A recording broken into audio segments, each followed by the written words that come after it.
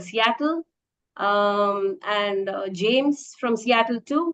Welcome everybody, and we hope you'll have a great time today. And today, let me introduce the host for the evening, Senthil Rajagopalan. He's the president and COO of Profit.co. Apart from that, he's the lead OKR coach, and he's also a certified agile coach. And he has 25 plus years of experience, and he interacts with customers day in and day out. And he has coached 250 plus global leaders across continents and across industries. And all this experience, he has distilled it and co-authored a book, a series of OKR books based on it's almost like a playbook for OKRs. It's a hands-on, real-time experience is distilled in those books. And we welcome you all to this exciting webinar where Senthil will be the host. And a little bit of introduction about Profit.co. And we have the broadest and the deepest capability when it comes to strategy execution. While we do OKRs for short-term and medium-term goal management execution, we also do strategy for long-term and tasks for day-to-day work management. Together, these three constitute the business performance of an organization. And for employee performance, we have performance management and employee engagement as well. Within 5 short years, the company has established leadership roles because of the great customer reviews and feedback. We are present in 3 Gartner Hype Cycles, multiple Forrester IDC reports, and retain the leadership position for 12 quarters in G2, both for OKRs and performance management. We are a venture-funded global company looking to grow more in the coming days. And apart from that, I have a few housekeeping tips. We are recording this session and it will reach your inbox after this session. You can always type your Q&As as we go along, and we'll take it during the webinar as well as at the end. And we have an exciting surprise for you at the end of the webinar, so stay on. And now over to Senthil. Great. Thanks, Nisha. And thanks for the wonderful global audience that has joined us today, right? And good morning, good evening, wherever you are. And this is a brand new topic that we have actually put together for you. And this is going to be this is an advanced topic, but we're going to start from the basics, and we're going to start with OKRs and introduction. And the reason why we chose this topic is because we have now some customers who are 3 years and 4 years into their OKR implementations, right? And we have realized, along with our customers, that if they had done certain foundation tasks when it comes to putting together a great data infrastructure, right, their implementation could have been even more smoother, right? That's number one. And number two, today, executives, the chief executives, CEOs, and CFOs are really looking to do more with less, and they are looking for some specific KPIs, and they're looking at how those KPIs are going to be met, right? And the people who are running the OKR program, if they are able to provide the answers to their CEOs and CFOs in a format that would be of use to them, then the relevance of the OKR program in the enterprise or a startup, it is going to be deeply felt, right? So those are the reasons why we have put together this brand new topic on OKRs, right? Data-driven OKR culture. So what we're going to cover today, we're going to start with, it's going to be a very simple framework. We're going to talk about data-driven OKR lifecycle, right? What is an OKR lifecycle?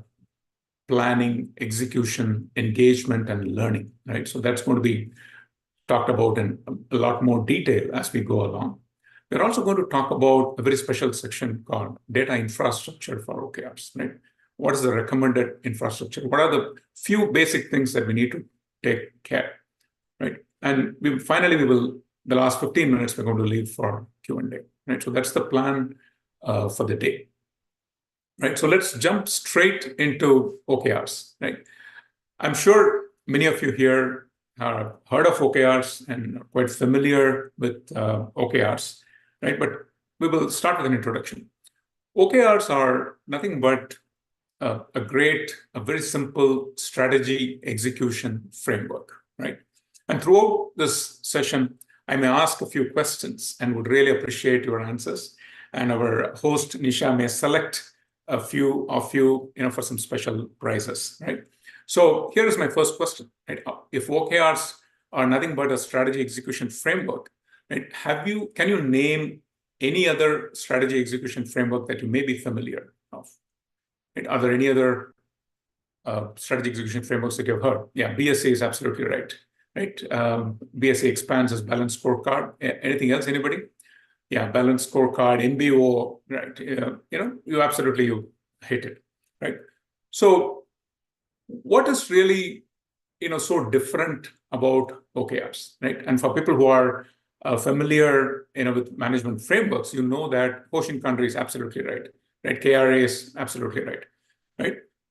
For people who are familiar with all of these management frameworks, right?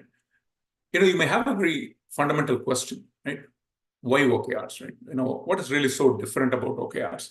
While there are a lot of answers, probably one of the most important one is that OKRs are being used by some of the top companies, existing in the world today, right? Whether it is Apple, Google, Microsoft, or Meta, Facebook, right? So, and these could be, while I've listed out a lot of tech companies, right? You also have companies like Shell and Walmart, which are using OKRs, right? So, as they say, the proof of pudding is in eating, and OKRs is a pretty simple framework, right? Which has been practiced by some of the top companies today, and it's not just the largest of the largest companies, but even some of the unique, I would say, the companies who are the disruptors, right? Like, let's say, whether it is Uber or whether it is Netflix, and even some of the new age disruptors, they also run their companies using OKRs, right? So having said that, let's quickly define OKRs, right? The O in OKR stands for objectives, right? So the visual here represents a mountain peak, right? It's typically an inspiring goal, right? Expressed in a very qualitative manner. Right? What exactly do you want to achieve? So, for example, you may want to say that I'm going to be climbing Mount Everest, right, or Mount Denali. That is my objective, right? So it's quite an inspiring objective, right? But how do you measure how far you are towards your objective, right? So that's where key results come in, right? So if you are scaling up, Denali or Mount Everest, right, probably you're going to be looking at the altitude that you're covering every day of the climb, right? So that's the key result, right? So key results is really our quantitative metrics through which whether you are achieving your objectives or not, right? A more formal definition that we have put together is that OKR is a goal management and execution system, right? So that's a very key thing. There are a lot of goal management systems, like, for example, SMART goals, right, or KPIs, which may not cover execution, to the extent that you would want to. But OKRs is very comprehensive, covers both goal management and execution. And it's typically used by teams to collaborate and achieve stretch goals, right? So whatever I've listed in bold, they are very key things. And we are looking at stretch goals. OKRs were born in Silicon Valley, right, where companies scaled up, pretty fast. So achieving stretch goals was really the key motive for companies to deploy OKRs, right? So this is about the planning, but OKRs are all about execution, right? So which means, you need regular check-ins, right? Reporting about the progress. You need regular feedback, and you need, because these are stretch goals, you may not always know exactly how you're going to achieve at the beginning of the year or quarter. So it requires continuous learning, collaboration, problem solving, right? So that's a pretty detailed definition, but the structure itself is pretty simple, right? Objectives are qualitative, inspiring goals, and key results are quantitative goals that indicates whether you are achieving the objective or not. Now let's look at one simple OKR, right, to illustrate this point, right? So let's say you are a financial services company, right? Let's say a bank, right? And you've gotten feedback from your customers that that your user experience could use a lot of improvement, right? So you have decided to have an objective, right, which says that we want to improve the web user experience for our website, right? So I said, well, objectives are inspirational, but that's very, I would say, localized to a particular team, right? Very contextual. Right? What is inspiring for me may not be inspiring for you. So for the context of the team, that's quite inspiring. Now look at these three key results, right? Improve task success rate from 70% to 90%, right? So currently, for this account opening application, if 70% of the people really are the people who start to open an account, go through the process and stick with it and open the account, right? 30% drop off while opening, right? So that's a very, very important factor. They want to increase the task success rate of account opening from 70% to 90%, right? So that's about really, I would say, the effectiveness. And if you look at the third key result, reduce time on task for signing up new accounts from 5 minutes to 2 minutes, right? Among the people who end up opening the account, right, they have taken 5 minutes to do this particular task. We want to reduce it to 2 minutes, right? So it's more of an efficiency and improving customer satisfaction. Right? And then the second key result is about achieve system usability scale of at least 80, which is more of an internal metric, right? So now if you look at the structure of these KRs, right, that's a method to the madness, right? So if I ask the next question, right, if you can put together, a very simple structure of saying that, okay, there is one KR, I would say, which is an input, right, or an initiative that you are taking. And then there are a couple of key results, which are outcomes, right, which you are achieving, right? So my question is, which is the input KR, which is something which you can measure by yourself without involving your external customers, which is the input KR? That's my question. You can number KR 1, 2, 3. You can write. So there is one KR, which is the input KR, which is you are doing. And then because of that, you are seeing two outcomes. Anybody is able to answer? Okay, so system usability scale KR2 is really the input, right? So system usability scale is something which you can measure by yourself, right? Whereas KR2 and KR1 and KR3 are something which, yeah, Devraj, that's absolutely right. Yeah. Whereas KR1 and KR3, you need to involve your, users, right, to test whether KR1 and KR3 have been achieved, right? Some test subjects you need to involve, right? So this is, we're going to talk about this in a moment, but this whole structure of input versus outcomes or initiatives versus outcomes is something which is very, very important when you define an OKR, right? So now let us zoom out a bit, right? How does an OKR life cycle look, right? When you look at a quarter or a year, how does an OKR life cycle look? Right? You have the mission and purpose of a company, right? We all know, for example, let's say Google's mission, right? To arrange world's information. And so from the mission and purpose, you derive the strategy, right? So Google says that if mobile is becoming very popular, right, we need to have a mobile strategy, right? Android was born, right? So you define the strategy, which is going to take you closer to the mission and purpose, right? And from there, you want to achieve the strategic outcomes, right? You want to achieve the strategic outcomes, maybe you want billion people to use Chrome browser, right? So it could be any of our, billion people to use, let's say the Chat GPT, right? So those strategic outcomes we need to achieve. To achieve these strategic outcomes, right, you need the OKR cycle, right? So where you start with, planning. You start with OKR planning at the company level and publish the company level OKRs. The department leaders take inspiration from it. They draft the departmental OKRs. And alignment is established, right, so that every company level OKR can be traced to the lowest level. And then that completes the planning cycle, right? So company OKRs, departmental OKRs, you do the alignment. With that, planning is done. And then you start the all-important execution, right? So execution is done in most cases through weekly OKR check-ins, right? So people report the progress of their OKRs on a weekly basis. They also report their confidence level of achieving their key result by the end of the quarter, right? And you also do a PPP review, right? PPP stands for progress, plan, and progress last week, plan for next week, and the problems that I encountered this week, right? And we have a bunch of good blog posts about all of this in our website. Okay? So as you keep doing execution, it's also a good idea to build in employee engagement to bring in OKR adoption. Right? So this is a new initiative. any new initiative requires change management. There are some best practices for employee engagement. Right? And employee engagement means that you have to win over your team to make sure that they are doing the regular check-in. You also have to win over your executives, right? And then you do reflect and reset by the end of the quarter, right? And then the cycle again continues. So this is the OKR life cycle.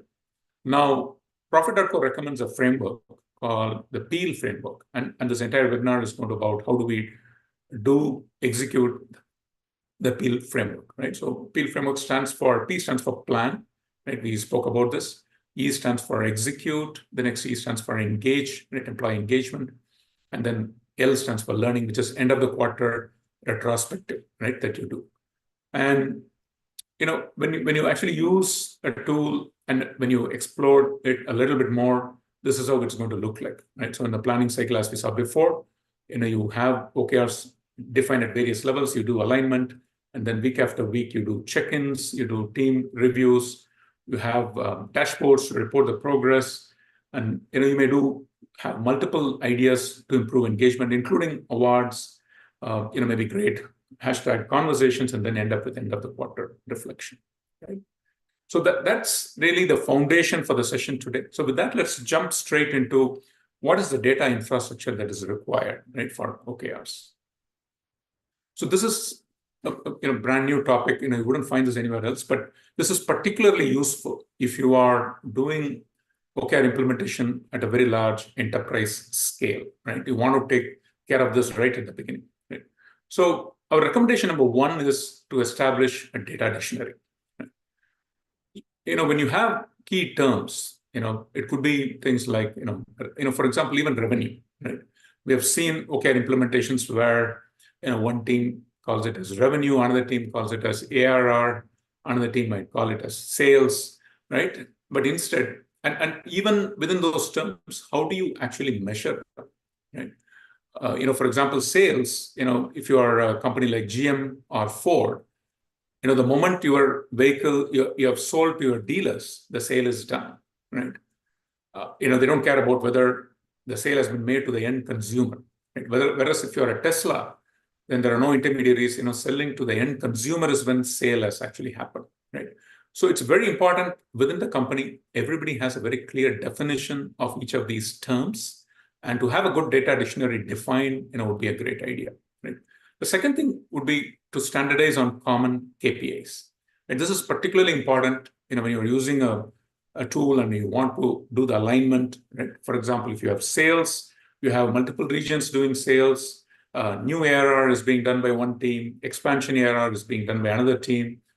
It's important to identify these common KPIs and define them at the enterprise level so that, we don't really come across each team defining the OKRs at their own levels. And then, you're not able to present a very cohesive KPI board, right, to the management. Right? This is particularly important because if, the CEOs and CFOs, they make a promise to the board in terms of specific KPIs that they will achieve. And OKRs are really a great way to achieve, those KPIs, right? And that's something which you will be able to do only if you are standardizing the common KPIs, when you are doing the implementation. Third, creating executive dashboards. Okay, this is, with a tool like Profit.co, you have something like KPI summary, standard and built in, right? But if you build it right from the beginning, right, and win over your CEO and CFO, right? So that is going to take your implementation a long way, right? Because as you keep going, you're going to find some pockets of resistance. Some people resisting, to do the check-ins, right? Are doing, doing the end of the quarter retrospective, right? So, but if they know that the executive dashboards are out there and the CEO, CFO, COO are watching it, right? That provides a lot of motivation for people to go ahead with that, right? So Profit.co provides the tools, but creating executive dashboards right from the beginning and getting in the approval from your CEO, CFO, CXOs, that's going to go a long way to make your implementations successful, right? Fourth, integrate with single source of truth systems. Okay, so you may have, for sales, maybe using Salesforce, right? Marketing may be using HubSpot. Engineering may be using Azure DevOps or Jira, right? It's a great idea to integrate your OKR platform, with this single source of truth systems, right? So that will really help you with adoption, number one. Number two, the data quality remains strong within the OKR framework. Number three, people will stop complaining about the amount of work that is required, whether duplication of work is required, right? All of those things are going to go away, right? And fourth, absolutely ensure data accuracy and consistency, right? Doing regular audits and validation checks is going to help. And of course, promoting data literacy across the teams through regular trainings, right? That is going to help. So having said that, wanted to show you how sample data infrastructure would look like, right? You may choose to have any OKR platform that we have shown Profit.co as an example, right? But you have all these single source of truth systems, right? From where your KPIs are going to be harvested. Salesforce, HubSpot, Zoho, Jira, so on and so forth. You may also want to integrate with the HRIS providers, for user creation, not to duplicate that. And you can have other integrations as well, right? With Teams or, with any of the other tools to promote engagement. And then, Profit.co is obviously going to provide some pretty nifty things like, reports on OKR execution. We have some great AI tools today, including AI summarizers.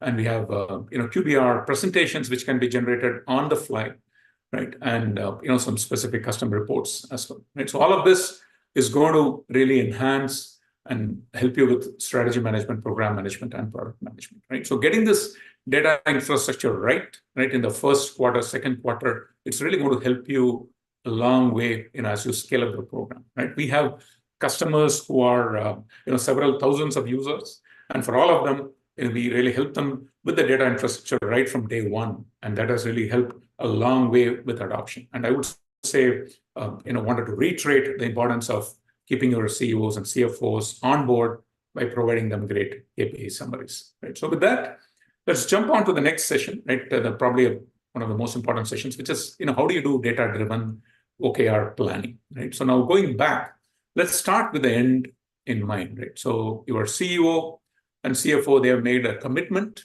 right, to the board on certain specific KPIs.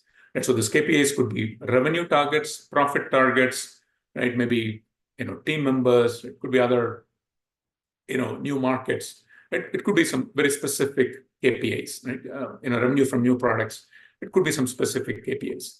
Now, this is where, the beauty of OKRs comes in, right? Because with OKRs, you are able to track not only the KPIs, but also the initiatives, right, which are going to impact on the KPIs, right? So for KPI 1 revenue, maybe there are 2 initiatives, right? So this framework, we like to call them as the numbers and work framework, or input and, initiatives and outcomes, right? So if you look at this, when you want the final outcomes, but you need to take some specific initiatives, right, to achieve this.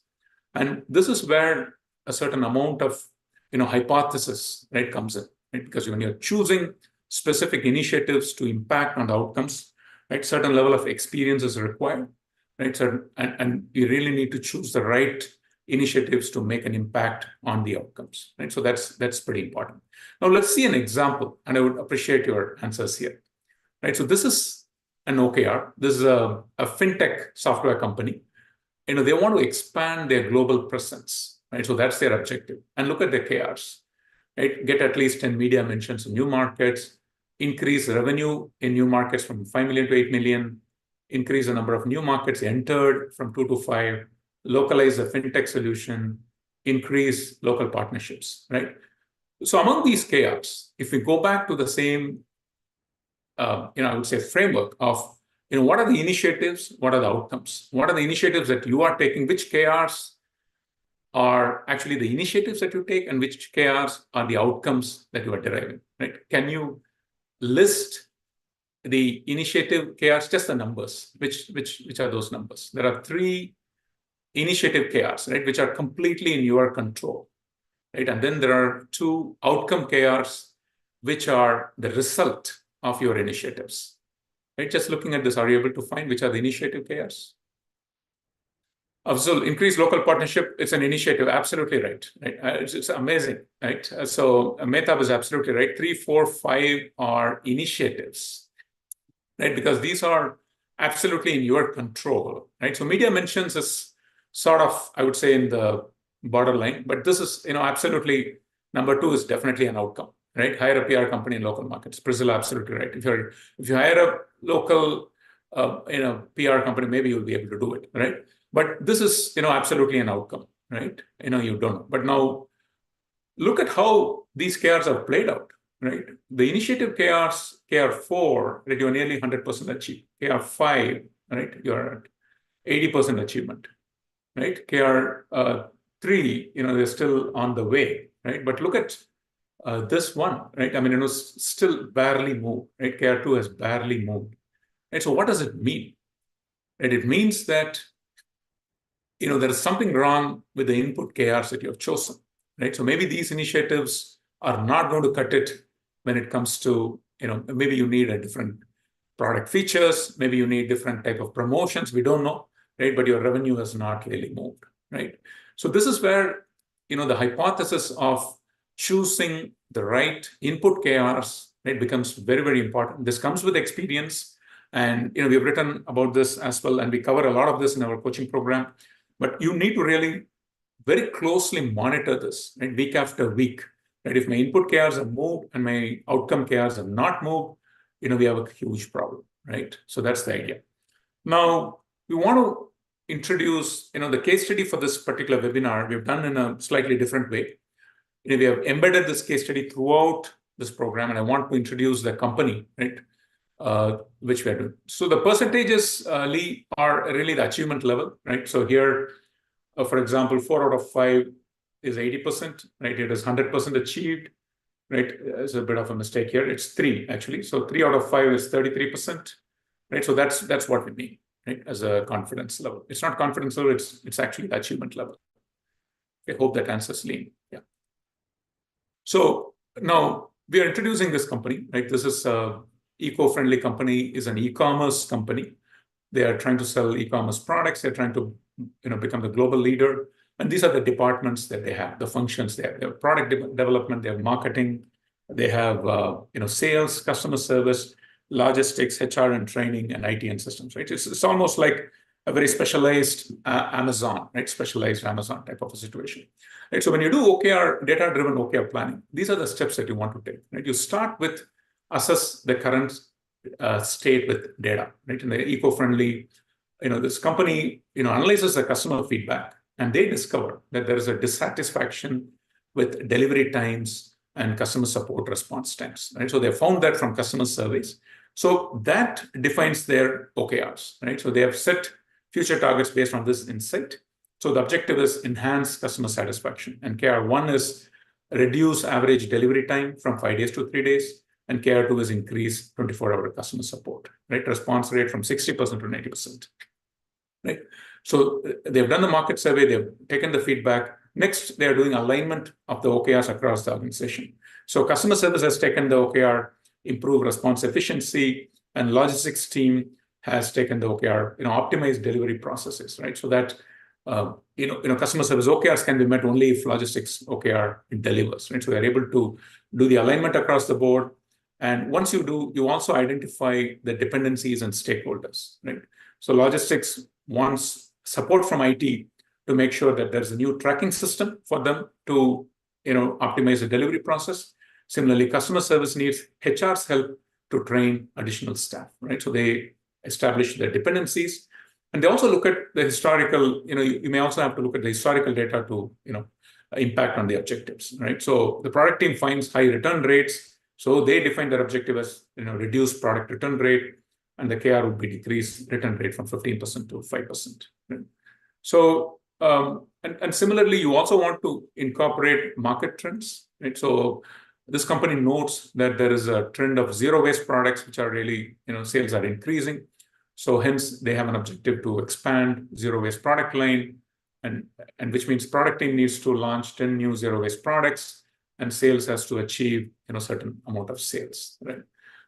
You also have to look at competitor performance, right? And benchmark yourself with competitor performance, right? And you define some OKRs related to that, right? So this particular company decides that they will implement a loyalty program because competitors are doing something similar, and they also want to make sure that they are matching the competitor shipping times. Right? This is a story that actually played out in many markets with companies like Amazon, flip card, right? That's what exactly happened. And you also want to, when you do the OKR planning, you also want to make sure there is cross-functional engagement and planning, right? So we already saw the dependencies across multiple departments.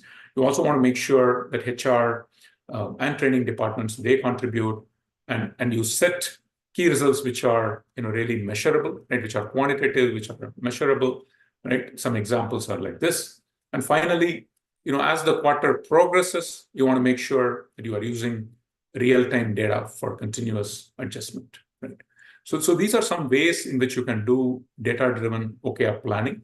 And when you use a tool, whether it's Profit.co or any other tool, it makes it very easy for you because you have KPIs, which are built in, right? And you can define your own KPIs, or plus you can define for the same key result, you can define a stretch target as well as a committed target, right? And finally, you can bring all of this together. You can have labels, like, for example, whether it's initiatives and outcomes, or whether it is whether it is leading or lagging, right? You can absolutely define, right?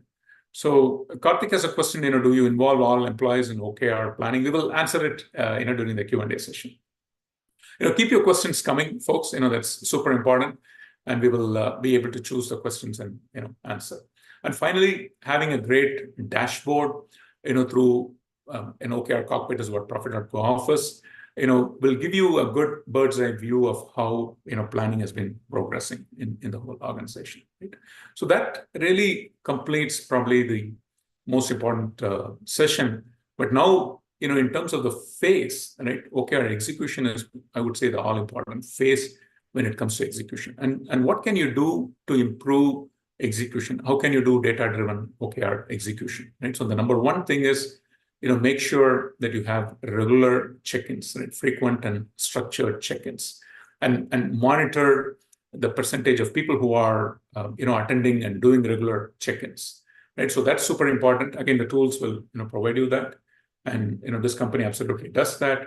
Also provide dashboards for people to track the different KPIs, and make sure that the reporting and communication is super transparent, right? Make sure it's quite visible for everyone about how they are doing with respect to check-ins and execution. And we have found an experience in a lot of companies that this goes a long way to motivate people, right? For example, in certain functions, this transparency has been there for a very long, like sales, right? But there's always transparency. The scoreboard is out and open, and we have seen it in a very positive way. Transparency really helps, right? And also make sure the decision making happens in a data-driven way, right? So typically marketing team uses data-driven decision making a lot, right? They check different channels, find out which channels contribute the best quantity and quality leads. But we are now seeing the data-driven decision making really coming in pretty much every function, right? And OKRs can absolutely help you with that. And when you do the review sessions as well as problem-solving sessions in a very collaborative way as part of the OKR framework, we have found that execution absolutely improves, right? And also, one of the best practices that we have seen always that helps is to really make sure that at the lowest level, OKRs are assigned at the individual level, right? You can assign at the higher levels to department and sub-departments, but at the lowest level, OKRs and individual tasks should be assigned, right, to a specific person, so that there is absolute ownership and accountability, right? And also, while you're doing check-ins on a weekly basis, it's highly recommended that you convert your regular meetings into feedback loops for continuous improvement, right? And that's something which eco-friendly company has been doing quite regularly.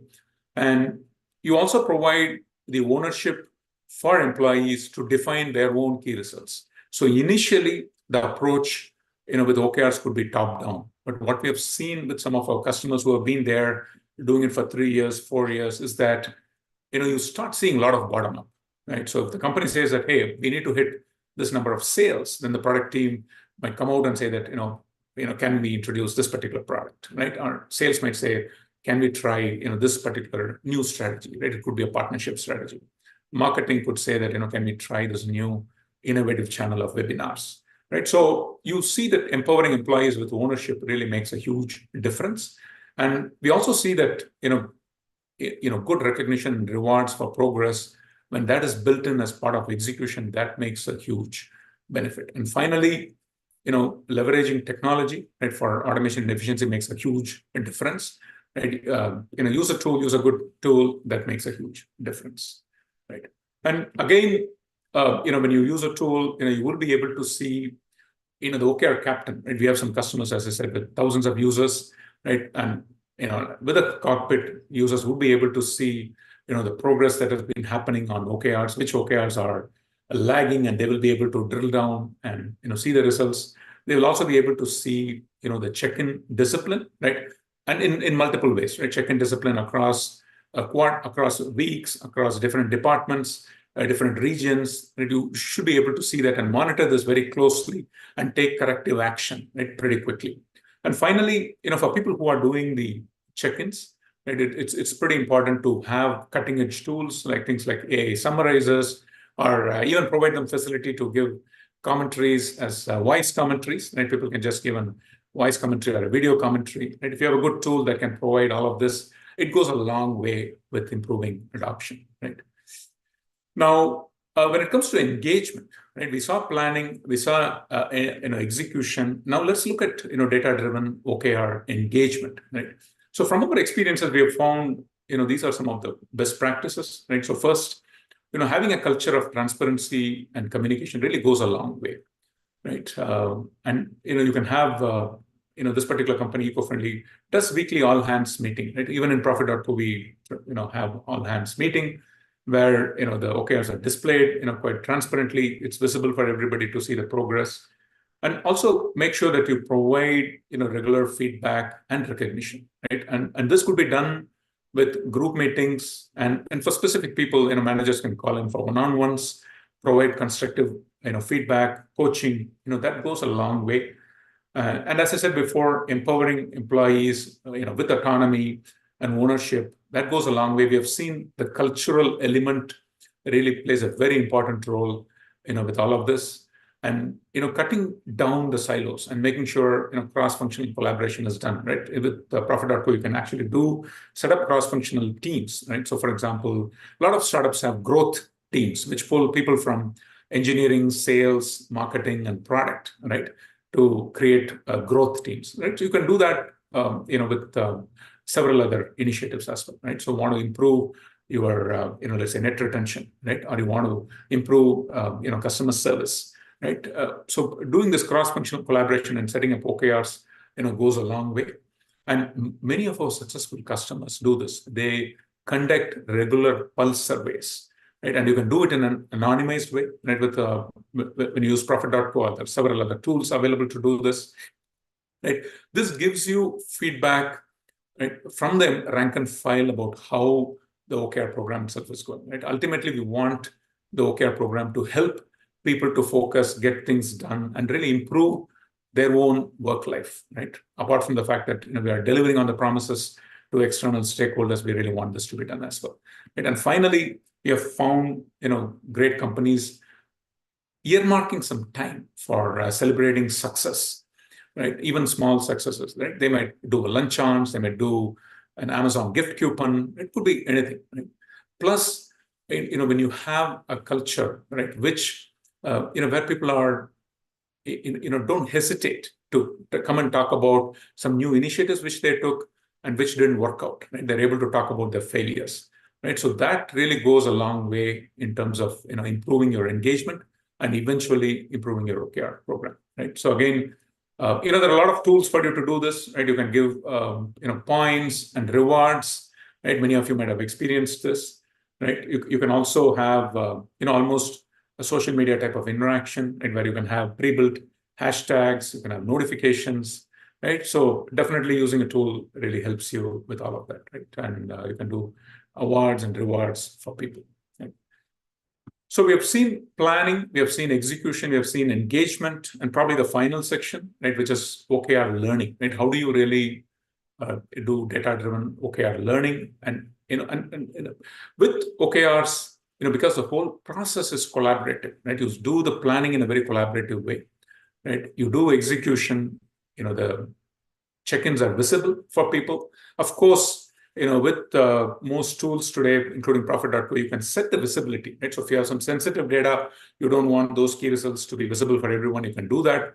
But a lot of startups are, mostly transparent, 100% transparent, but you have the option to, reduce the visibility as well. But the point is that with OKRs, throughout the OKR lifecycle, there is absolute collaboration. There is, hence learning is really important part of the process, right? What really helps is just as you do with Agile, right? If you can do an end of the quarter retrospective, a very comprehensive retrospective, that really improves the learning, right? And again, as I said before, the companies where people feel there's a safe space, they come and talk about their failures as well, quite openly, as much as they are ready to talk about the success, right? And during these retrospectives, obviously we will be reviewing what was the performance, right, against the set goals, where were the gaps, right? Why the gaps happen, what were the lessons learned, again, identify the successes, best practices, learn from that, identify the areas of improvement, right? And it could be to specific process, it could be technology, it could be training, it could be people, but it's a good idea to identify, these areas of improvement, and gather feedback from people at all levels, right? So it could be pulse surveys, it could be other mechanisms, right? But you gather feedback from people at all levels, and also review the cross-functional collaboration effectiveness. We have seen a lot of organizations really going and revisiting their organization structure and doing design based on, right, how their OKR program really went, right? And finally, you document all these learnings and insights. We have seen companies actually setting aside maybe half a day in the first week of the quarter, just to do a retrospective of how their OKR program actually went, right? And that's really the OKR learning. Right? So with that, let us do a quick recap, right? And as well as takeaways from the session. And we're going to have a Q&A right after this. Plus we are also going to announce the little surprise which Nisha said, right? So please, continue to stay back. So today we talked about the OKR life cycle. We saw a quick introduction of OKRs. We saw OKRs life cycle. We talked about the data infrastructure that is required for OKR planning, and we saw about OKR data-driven OKR planning. Right? What are the steps required for data-driven OKR execution? We saw the role of leadership, right, in fostering a data-driven culture. So I said, please make sure that the OKR program feeds in to the executive dashboards, right? So with a system like Profit.co, you can create KPI summaries and dashboards, but make sure your OKRs ultimately provide what your executives want, right? And your executives should be able to click the KPIs, drill down and see the initiatives which feed into the KPIs, right, and which make an impact, right, on the KPIs. And finally, we spoke about the importance of employee engagement, right, and how you can use data for the process. And finally, the learning and continuous improvement that can be done through data-driven OKRs, something which we did, right? So that's and now finally, right, for Nisha, over to you before we get into the Q&A. Yeah. Yeah. Thanks, Senthil, for that awesome session. And I'm going to announce the surprise. Before that, I'm sure you've understood the importance of OKRs. And I'm sure you're all raring to start some program or the other, as you can see here. So that is the surprise that we have for you. All those who have stayed here till now, you're going to get a 50% discount on our OKR Associate certification, which the listed price is $399. And we're going to give you a 50% discount on that. The link will be shared in the chat here. And it is only for those who have stayed here. So please do copy the link. Take the program and get benefited from it. And with that, we move on to the Q&A session. We have an interesting question from Mehtab. Your advice for companies stepping the scale-up stage from startup stage as to what aspect needs to be laid without a compromise. It's been 12 months we have started using OKRs. So yeah, and we have a lot of questions in chat as well, right? And I'm going to take them one by one, right? So the question is, what are the basic aspects that need to be laid right without a compromise. Okay, so I would say that number one, right, once you reach steady state, right, which is by your second, third, fourth OKR cycle, right, there are some time limits by which things have to be done, right? We spoke about plan, execute, engage, and learn, right? So planning, which is defining OKRs at all levels, right, up to the individual, right, responsibility level, needs to be done by the first week of the quarter. It needs to be completed by the first week of the quarter, which means you start your planning where the company level OKRs are published, right, probably by 2 weeks before the end of the quarter, right? So that there's enough time for everybody to plan, right? So that is number one. Make sure that you have a good, the planning is completed by week one, right? So that is at the quantity level. And at the qualitative level, we advise during the coaching and consulting program that companies have a good mix of committed and stretch OKRs, right? We advise that you have at least 1/3 of stretch OKRs, and you can label your OKRs as stretch or committed, right? You could do that. So you make sure that people have that right quality, right? So this is number one when it comes to planning. Number two, when it comes to execution, I would say that we talk about things like North Star metric, right? So the North Star metric for the quality of your OKR program, I would say, is whether check-ins are happening, right, on time, and whether reviews based on these check-ins are happening, right? So if these two things happen, right, because planning, initially when you start the program, there's a lot of excitement, right? People, come out with a lot of ideas of OKRs. Planning is done.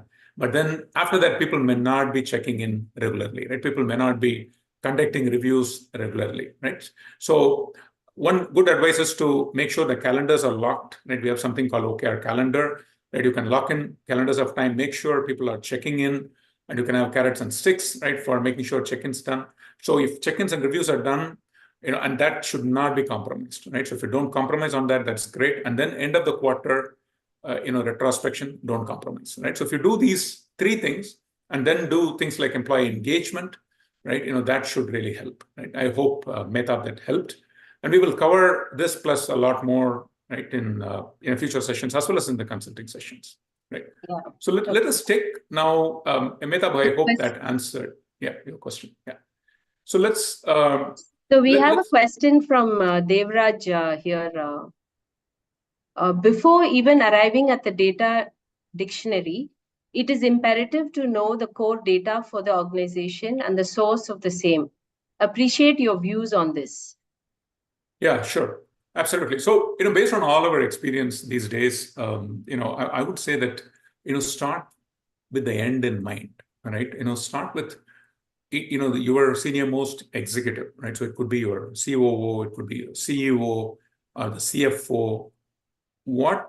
How are their, what are the most important KPIs that they are really worried about, right? What are the KPIs that they are responsible for, which they need to report, whether it's a monthly basis or quarterly basis, right? So you start with that end in mind, and with a tool like Profit.com, you're going to have that KPI summary very neatly defined, and you are going to be able to define your OKRs, which are going to impact on those KPIs, right? But having said that, I totally agree with you, right? It's important to know the core data for the organization, and that's the reason I said that, please go ahead, identify the single source of truth.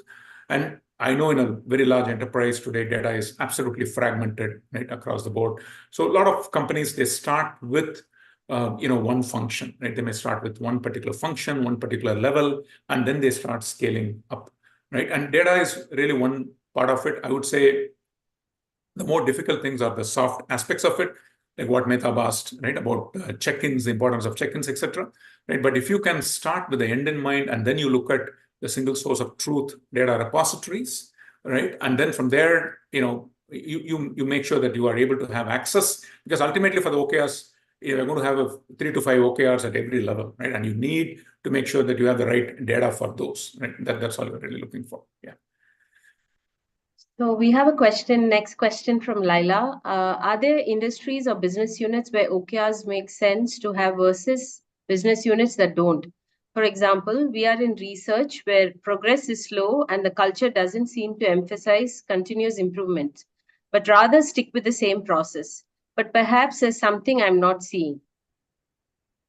Yeah, so I think the answer is, if you really look at our customer list, right, and we have published this in the website, we are seeing customers across the board, right? So first, the answer to your question is that we do see customers today adopting OKRs across the board, across multiple verticals, right? So we even have not-for-profits, right? Not-profits or non-profits or not-for-profits like churches, right? Churches and other organizations.